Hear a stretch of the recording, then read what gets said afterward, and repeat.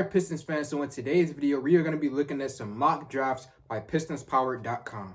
Now, in this mock draft, they have at number 1, the Houston Rockets, selecting Cade Cunningham. The Rockets are currently 16-48. So that's why, in this scenario, they get the number 1 overall pick, because they just going by records right now because we don't know the lottery.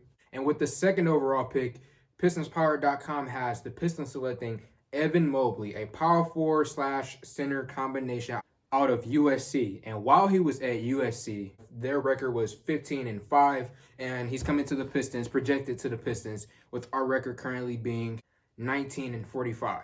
So let's talk about Evan Mobley, the player.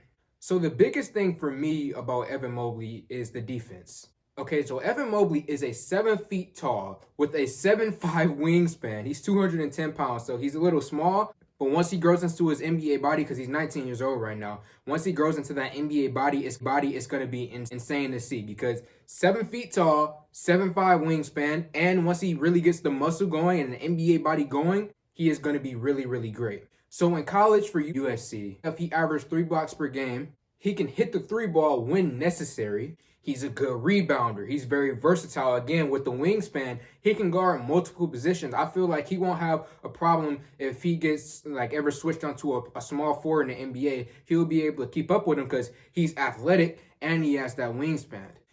And again, while he was in college, he was the Pac-12 Player of the Year. He was the Defensive Player of the Year and the Freshman of the Year. These are just some accomplishments you don't always see out of bigs coming in the draft. And quite honestly, he's one of the best prospects in years, especially when you compare it to last year's draft. It wasn't that strong in the bigs position because, you had LaMelo, Edwards, and then there was James Wiseman, but I feel like he is a much better prospect than what James Wiseman was. So when we look at him and possibly putting him on the Pistons, we need to look at our roster. And on our roster, we have Tyler Cook at the small forward position, Sekou Doumbouya at the power forward position, Jeremy Grant at the power forward / small forward position, Saddiq Bey on the squad, Jahlil Okafor, because he'll still be on the squad because he signed a 2-year deal, and then Plumlee and Isaiah Stewart. So the big thing for me with this possible scenario is that we will have Evan Mobley and Isaiah Stewart, and that defensive tandem between the two of those will be great for us in the future. They're both really young and they can grow together.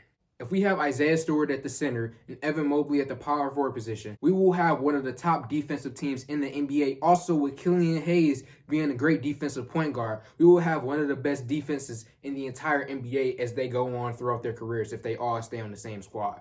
And then Saddiq Bey is the 3-and-D player, so you could throw him in there as well.